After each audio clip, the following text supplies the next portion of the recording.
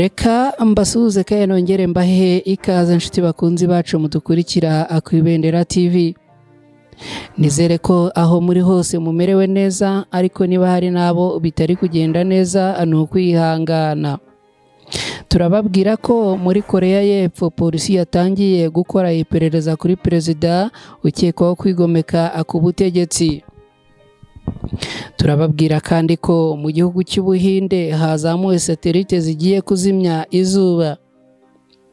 Ngizi inkuru tugiye gusangira muri aka kanya, gusa munyemerere mbere yo kuzinjiramo ku buryo burambuye mbanze mfate akanya gatoya mbashimire. Niba ujya ufata umwanya wawe waba muto cyangwa munini ugakurikira inkuru n'ibiganiro byo ku Ibendera TV, uruha agaciro gakomeye cyane kuri twe. Turagushimira byimazeyo, ariko by'umwihariko tunashimira mwe mwakoze subscribe kuri channel yacu Ibendera TV.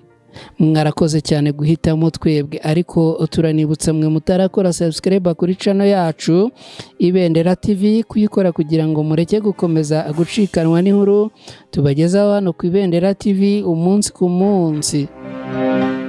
Niba rero ukunda inkuru tubategurira tukanabagezaho, kora subscribe, ukore no kuri ako kantu ka notification, ubundi wisange mu muryango mugari wa Ibendera TV.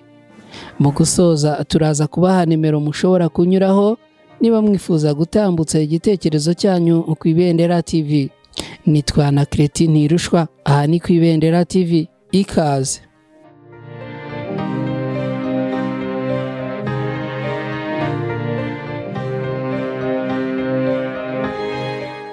Polisi ya Korea y'Epfo ivuga ko yatangiye gukora iperereza kuri perezida w'iki gihugu ariwe Yoon Suk Yeol ku cyaha cyo kwigomeka ku butegetsi. Ni amakuru yatangajwe n'umuyobozi w'ishami rya polisi ya Korea y'Epfo rishinzwe ubugenzacyaha ariwe witwa Hu Jong-so. Hu Jong-so yavuze ko perezida Yoon Suk Yeol akekwaho icyaha cyo kwigomeka ku butegetsi biturutse ku bibazo bimaze iminsi muri iki gihugu.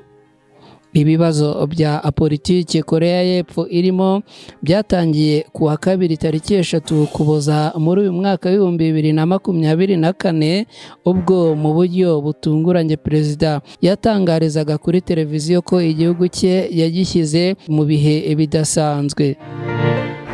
Yavuze kandi ko hari abadepite bafite umugambi wo gukuraho abayobozi b'ingenzi muri guverinoma n'abashinjacyaha bakuru, kandi ngo bamaze igihe bagerageza guhagarika ubuzima mu gihugu.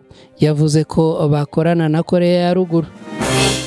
Ku ngoro y'inteko yiganjemo benshi batavuga rumwe n'ubutegetsi, hoherejwe abapolisi n'abasirikare bari biteguye guta muri yombi abitwa abanzi b'igihugu. Abagize inteko ishinga amategeko bahise baterana bahatira perezida gukuraho ibi bihe bidasanzwe, arabyubahiriza, ariko hahita havuka imyigaragambyo y'abasaba ko uyu umugabo yegura. Iki cyaha cyo kwigomeka ku butegetsi perezida Yoon akurikiranweho gishingiye kuri iki cyemezo yafashe cyo gushyira igihugu mu bihe bidasanzwe. Mu bandi bari gukorwaho iperereza harimo kandi Minisitiri w'Umutekano na Minisitiri w'Ingabo Kim Yo-Hu niwe wanahise yegura. Mu yindi nkuru twabagezaho hano ku Ibendera TV, turababwira ko mu gihugu cy'Ubuhinde hazamuwe satelite zo kuzimya izuba.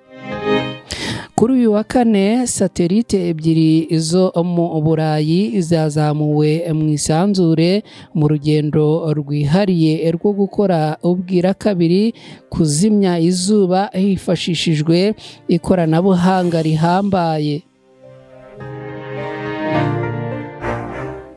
Iri zamurwa ryabereye mu Buhinde kandi rikaba ngo rigamije gufasha abashakashatsi kwiga byinshi ku mikorere ya Suns Corona, ano kuvuga igice cyo hejuru cy'izuba akiri inyuma. Izi satelite zizimye cyangwa zigakora ubwira kabiri bushobora kumara amasaha 6 buri munsi ugereranyije n'ubw'izuba bumara iminota mike gusa. Ibi bizafasha abashakashatsi kubona umwanya uhagije wo kwiga neza ku mikorere y'umukororombya w'izuba n'igice cyo hejuru cyane cy'izuba gikikije inyuma yaryo.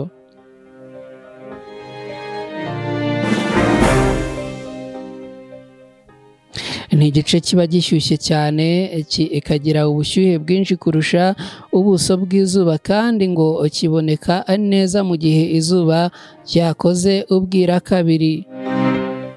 Izi satelite zazamuwe rero ngo zizajya zitura ku umurongo umwe n'izuba ku buryo imwe igira igicucu ku yindi satelite ikazatanga igicucu izaba ifite disiki ishobora guhisha izuba neza ifatanye n'undi mufatanyabikorwa ufite teleskopi yo kugenzura neza izuba. Ibi ngo bizasaba ko izi satelite zigendera ku mwanya ugereranije wa milimetero imwe gusa. Ibi bikoresho byombi bizifashisha GPS, ibikoresho bireba inyenyeri, imirasire na reza n'ibindi ibikoresho by'ikoranabuhanga kugira ngo bibashe kugumana umwanya wabyo neza mu isanzure.